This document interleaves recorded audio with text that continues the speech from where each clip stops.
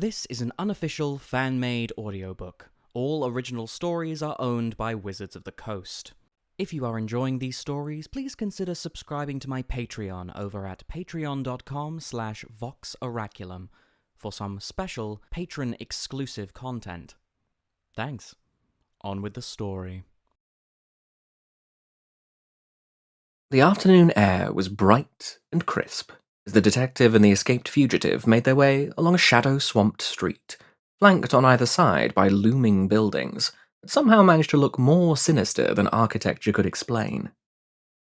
Etrata moved with quick economy, her feet making no sound on the cracked cobbles.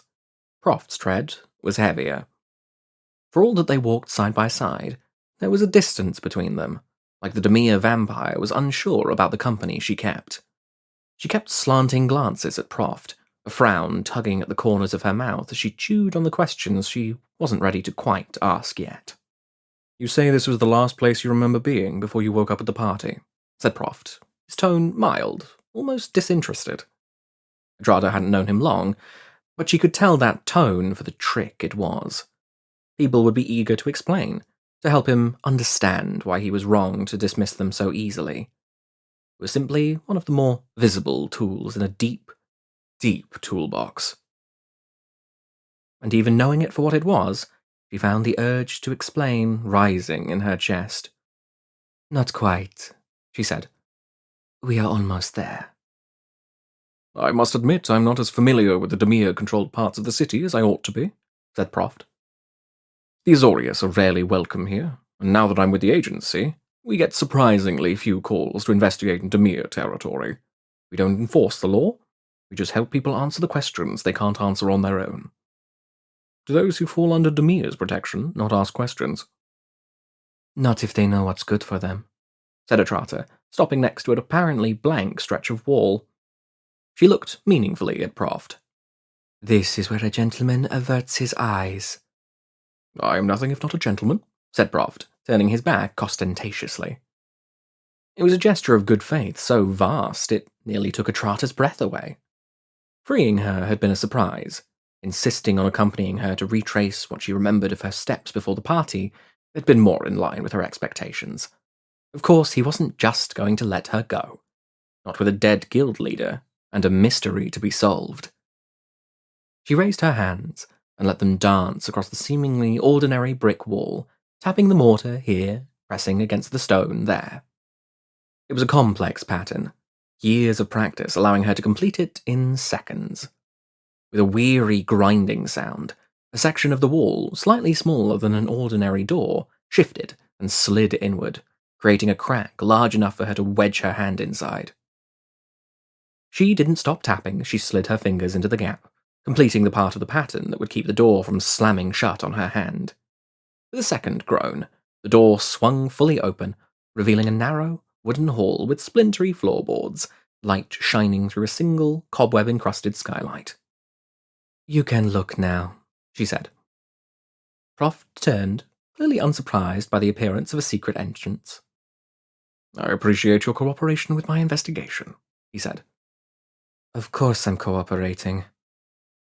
She took a few steps into the hall and stopped, beckoning for him to follow, even though she had barely gone far enough to leave sufficient room.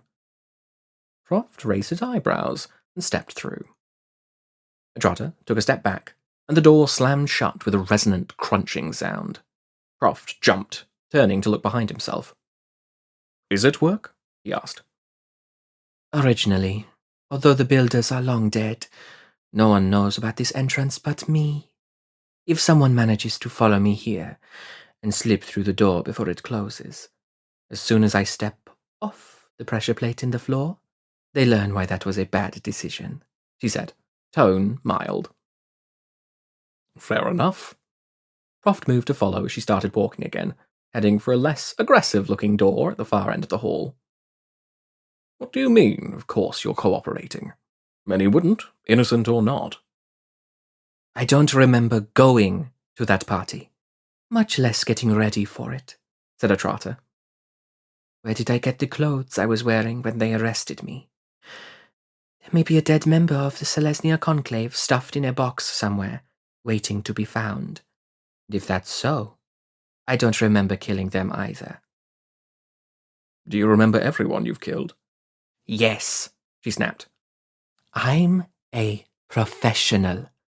I don't kill for free, and I don't forget the dead. I won't pretend to have some high-minded reason for doing the work I do. I'm good at it. I enjoy it well enough. I like getting paid. But I'm an assassin, not a murderer. The guild doesn't look kindly on unsanctioned hits, which means I'm not just in trouble with the Azorius, but I'm in the bad books of the house as well. What I still don't understand is why you're helping me. Ah, said Proft. That's a simple matter. Right now, you represent the most interesting puzzle set before me since the invasion. Most of the questions put to the agency have easy answers. They come quickly. We turn over a few rocks, and there the solution is, ready to be unveiled. You, however, a trained mere assassin, kills a guild leader. Allegedly, said Etrata. Allegedly. Allegedly kills a guild leader in a manner out of keeping with her profession and known kills, then flees the scene in a frankly clumsy way without sufficiently covering her trail. That's enough to make no sense all on its own. Couple that with you lacking any memory of the event, or the party itself, it becomes genuinely fascinating. Proft watched as she unlocked the door. I have a bit of a reputation for continuing to dig long past the point where it would have been polite or politic to stop. It's gotten me into trouble before. It's going to get you in trouble this time, too, if the Azorius find out what you've done, said Etrata, pushing the door open to reveal a surprisingly spacious room. She began to step inside and stopped as Proft held up a hand, palm out. Yes, she asked. Are there any more little surprises for people who come here without your consent? No. No one's ever made it this far, and I prefer not to need to be on my guard when I'm heading for bed. Then, if you would allow me, I would prefer to see the scene in its current, undisturbed condition. Etrata raised an eyebrow. Be my guest? Thank you. Proft smiled as he moved past her. Cheer up, Etrata. We have a mystery to solve. Etrata didn't look nearly as pleased by the idea as he did. The room itself seemed to be a combination workshop and bedroom, with half the space dedicated to the tools of her trade, weapons, vials of toxins, racks of disguises, and half containing her bed, everyday wardrobe, and a small table where she presumably took her meals. Everything was impeccably clean. Everything, except for the surface of the bedside table. Proft stopped there, frowning. Do you customarily apply cosmetics in bed? What? No. Do people do that? Do you take any medicines in the form of a yellow-grey dust? Perhaps something to help you sleep? No. In my profession, a drugged sleep is the last one you'll ever have. Then please come over here carefully and disturb nothing.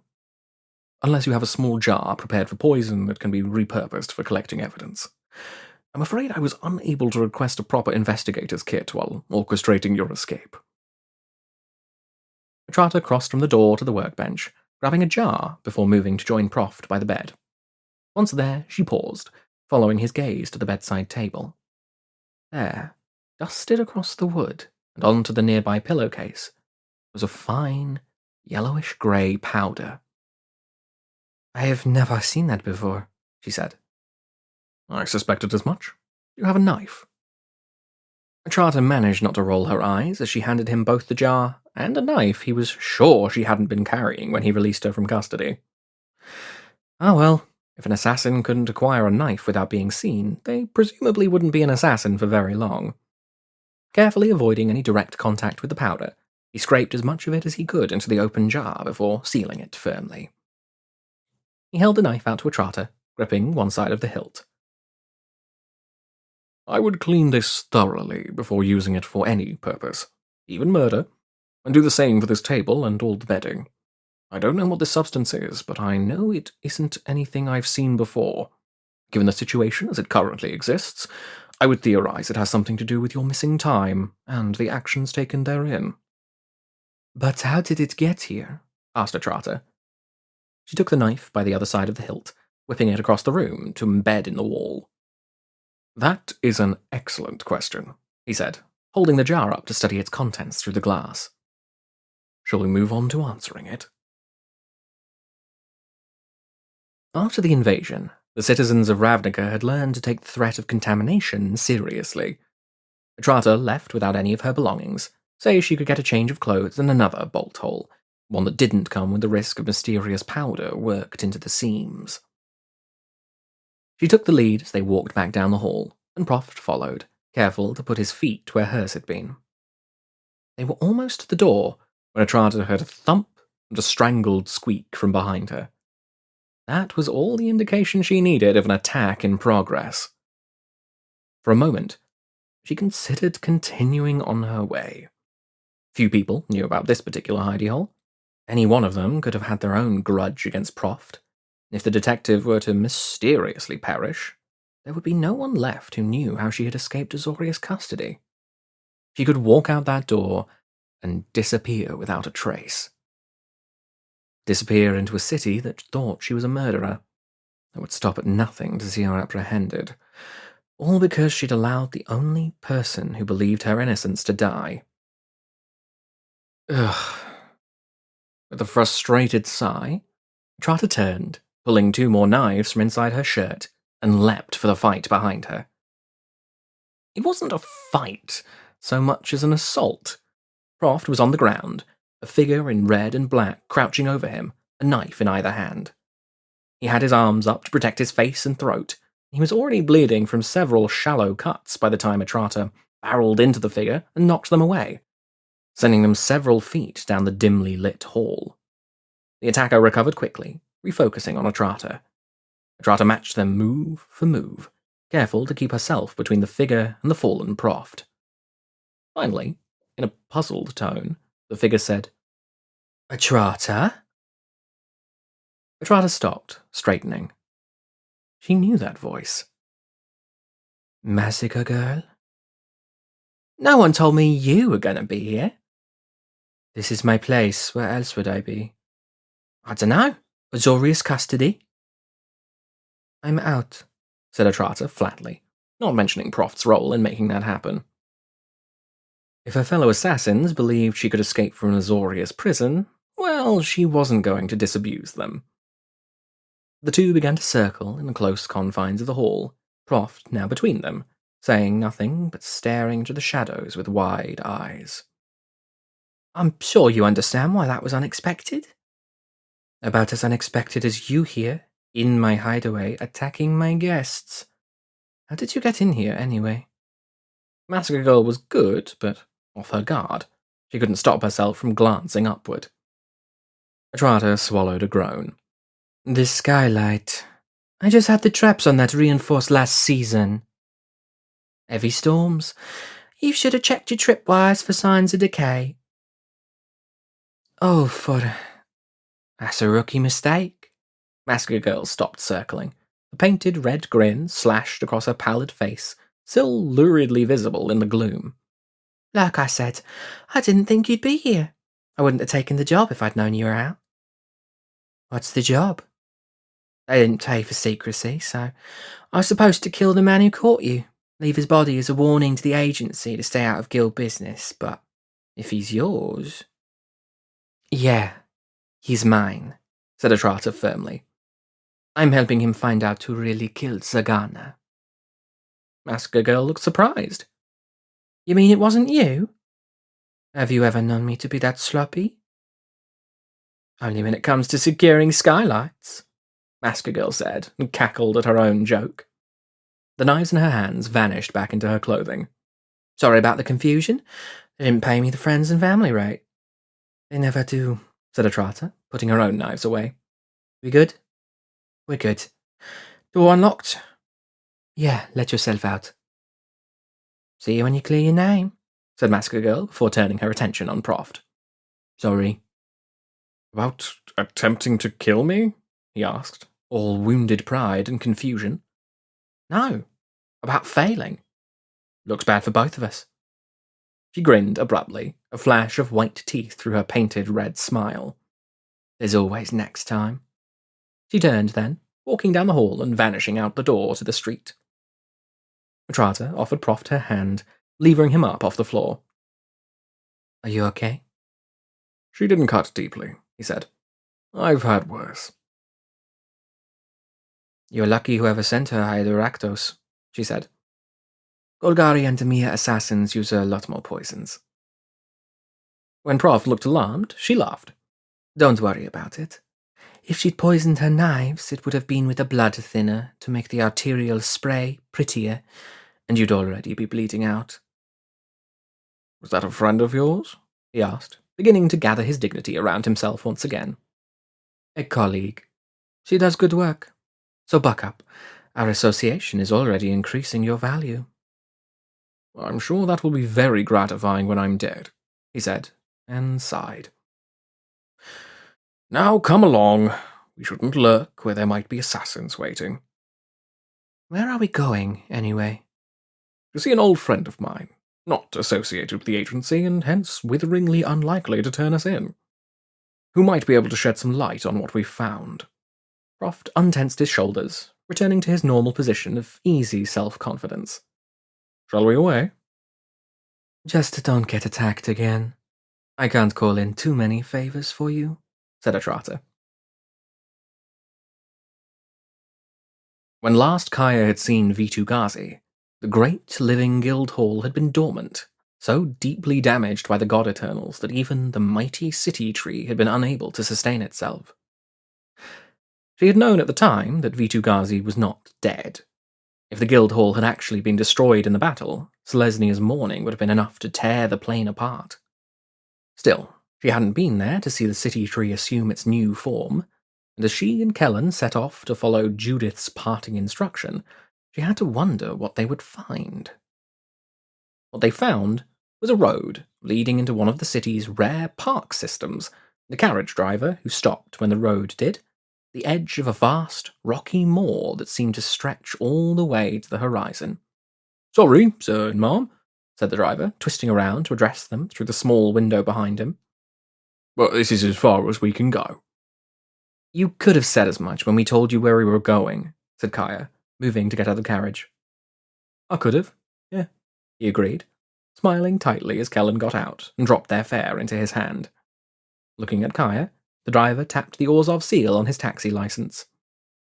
And you could have been here when the Phyrexians came. Seems we all could have done a little better, don't you think? He flicked the reins to turn his dromats and drove off, leaving Kaya and Kellan standing by the side of the road. Kaya glared after him. A dozen sharp replies gathered on her tongue, and she swallowed them all, unspoken. He had been rude, but he hadn't been wrong, and her penance wasn't finished yet. Fixing a smile on her face, she turned to Kellan.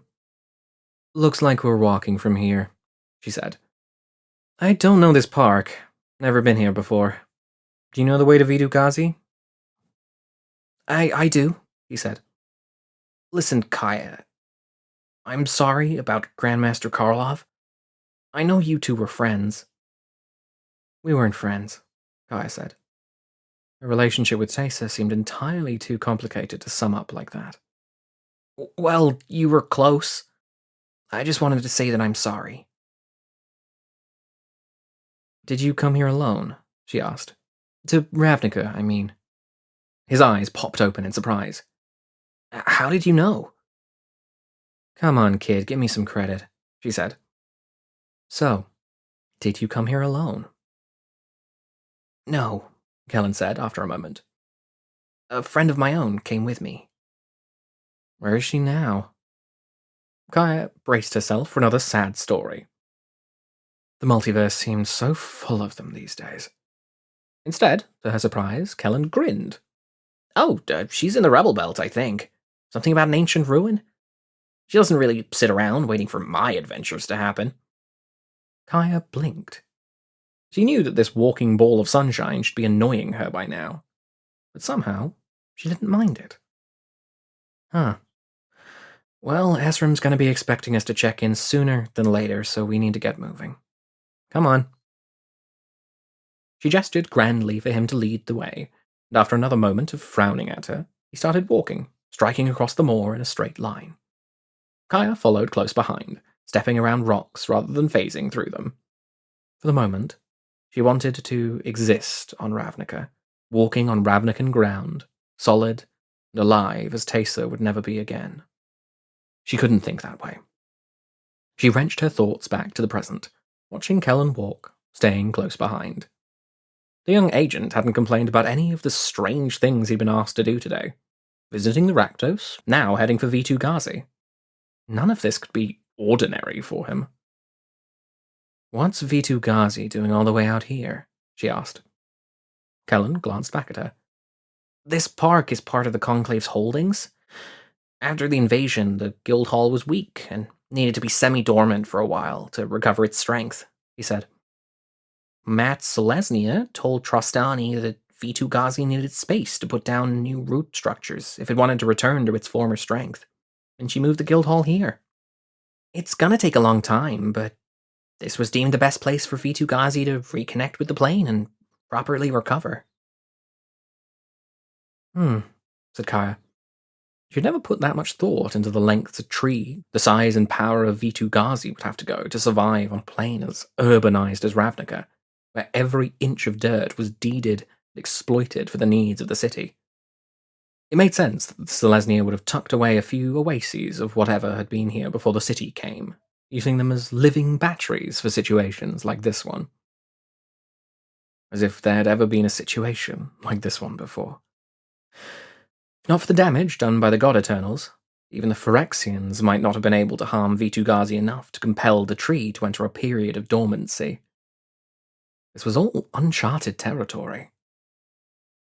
The moor was beautiful in its wild, improbably pastoral way. Rocks jutted out of the earth here and there, forming jagged obstacles in their path, and mixed brush in greens and yellows covered the ground, some topped with tiny flowers, others bristling with thorns. Gaia tried to concentrate on where she was putting her feet, rather than dwelling on things she couldn't change. A howl split the air. Kellan stopped walking. Gaia did the same, moving so that the two of them were standing back to back. "What was that?" she asked. "I don't know," said Kellan. "Very encouraging," she said. "Like the energy." Kellan's reply was cut off by a second howl, this one from substantially closer.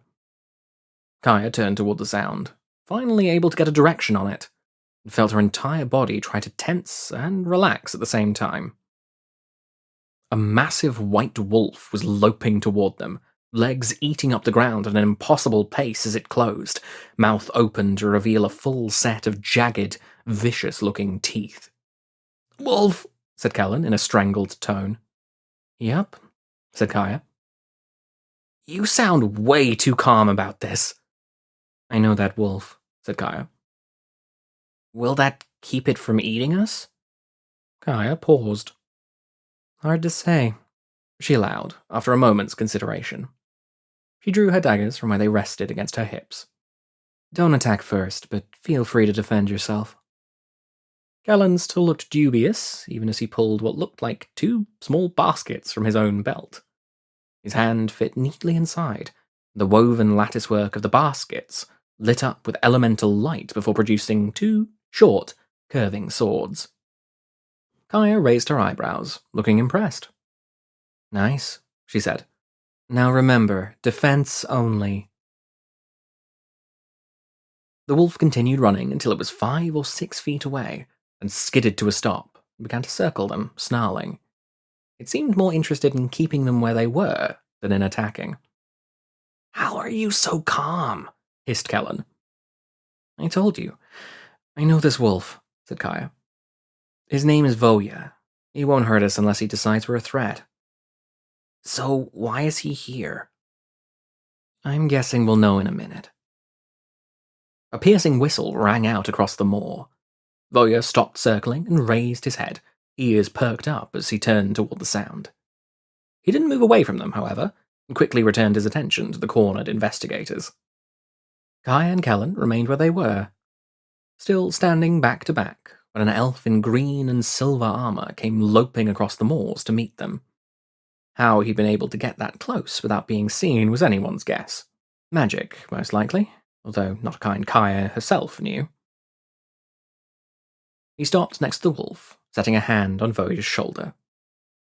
Kaya bowed her head respectfully. "Told Samir," she said. "We weren't expecting visitors today," he said. "Inspector Kellan and I are investigating the matter of Zagana's death," said Kaya. "It was suggested that we visit V2 Ghazi and refer to a passage in the original Guild Pact. We intend no disrespect. I was unaware that notice was required to visit the Guild Hall." "Precautions have been put in place after what happened to Zagana," said Tolsimir.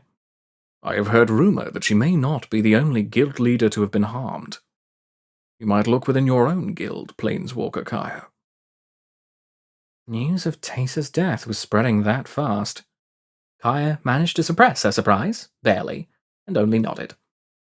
"Not by guild anymore," she said. "May we continue our journey?" "I'll see you to the doors," said Tolsimir. Hand still resting on Voya's shoulder, he began to walk. Kaya and Kellan sheathed their weapons and followed him. Quickly, V2 Ghazi appeared before them, having previously been concealed by the curvature of the land. Kaya stared. The towering guild hall had reconfigured itself as it came to rest in the open moor. Formerly a tall tree cupping a grand city, was now a tangle of roots, draped around and across what looked like a remote country manor, modest in comparison to what it had been before, though still grand enough to rival Karlov Manor.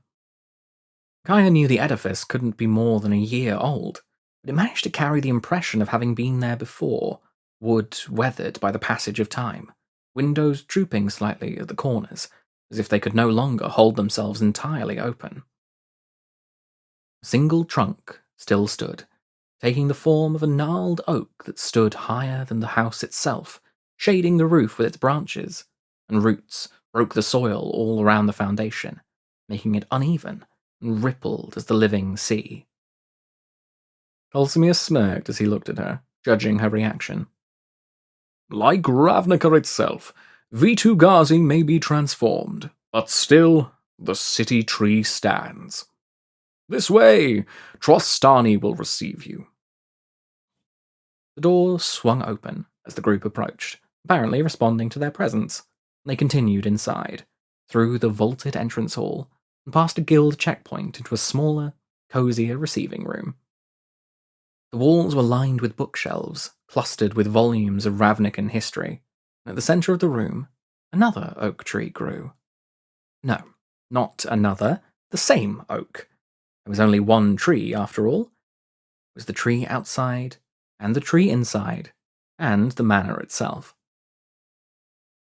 Kaya, who had beheld the true world tree of Kaldheim and the twisted invasion tree of New Phyrexia, caught her breath, awed despite herself, as the three largest branches of the oak began to twist and move.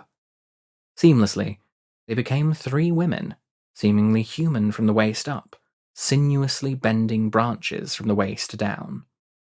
Three dryads, each one an individual, and collectively the singular entity through which the world soul of Ravnica was said to speak. Kaya inclined her head. "Trostani," she said, "we have come to consult the original Guild Pact, if you would allow it." "Of course," said one of the dryads that made up the being known as Trostani. This was the one called Ses, the dryad of order and the rightmost body. "Our roots tell us you seek to serve the investigation, but you will find the person responsible for targeting our fellows." "We are honored to assist." It took Kaya a moment to realize that this was Sim, the dryad of harmony.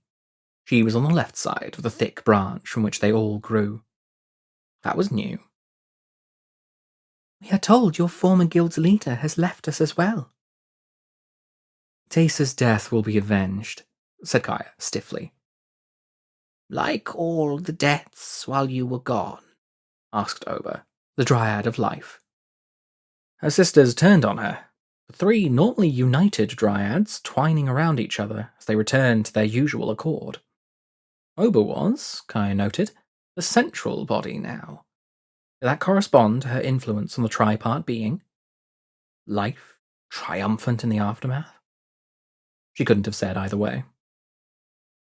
Oba was still frowning when they returned their mutual attention to their guests. Tolsimir will show you to the Guild Pact, said Sim. It has always been Selesnia's purpose to preserve the history of Ravnica. Here, in this new configuration, we are able to do so in a somewhat more accessible way. Anything you need to know, you should be able to find it here. That seemed to be their dismissal. Without another word, Tolsimir turned to leave the room, and Kai and Kellan had little choice but to follow. Has Trostani seemed different to you lately? Kai asked, once they were outside the room and halfway down the hall. She's still adjusting to the new shape of V2 Ghazi, said Tolsimir. The wind is different so low to the ground. There's so much to get used to. Do you only need the original Guild Pact? That was all we were told to look for, said Kaya. We may ask to see more if it sends us in a new direction. Very well. This way. He led them into a smaller room, an oak podium at the center. A bubble of magical force surrounded an open book. It faded when he waved his hand, leaving the book unprotected for them to read. I'll be with Trostani if you need me. Kaya and Kellan exchanged a look before she approached the podium, stepping up behind it and skimming her fingers down the page. It was open to the table of contents. Judith could have been more helpful about what specifically we're consulting, she said sourly. The Rakdos rarely seem inclined to assist with anything resembling an official investigation, even if it would help them, said Kellan. Whatever we're supposed to be looking for won't be about Judith, but it might be about her guild. That would make sense. Kaya checked the page again, then flicked deeper into the book, heading for the section on the establishment of the cult of Rakdos. Aloud, she read, The cult's purpose is to be twofold, to serve the people of Ravnica and to placate the demon Rakdos through blood and through fire. Grim, but not news. They shall satisfy their hungers as they see fit, and in so doing shall keep Rakdos satisfied. We hope by binding the guild to him that he will find a greater purpose than destruction. Then there's a bunch about specific duties ascribed to the guild, positions members are expected to willingly assume, how much chaos they're allowed to cause before the Senate gets involved. None of this is new. Why would Judith want us to see it? The book seems too large to be just the Guild Pact, said Kellan. Is there anything else in there?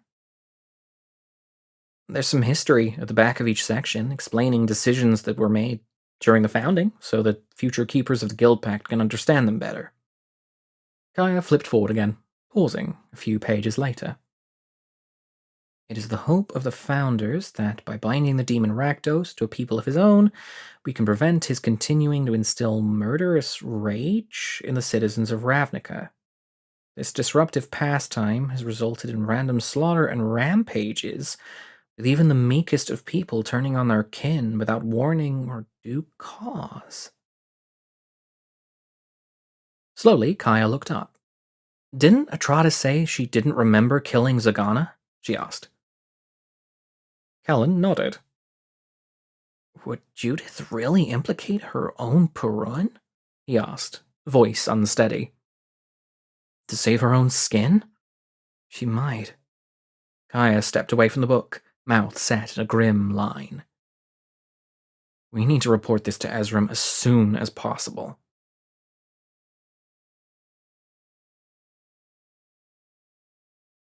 A special thanks to all of my patrons, especially Owen Griffin and the Alexandrites.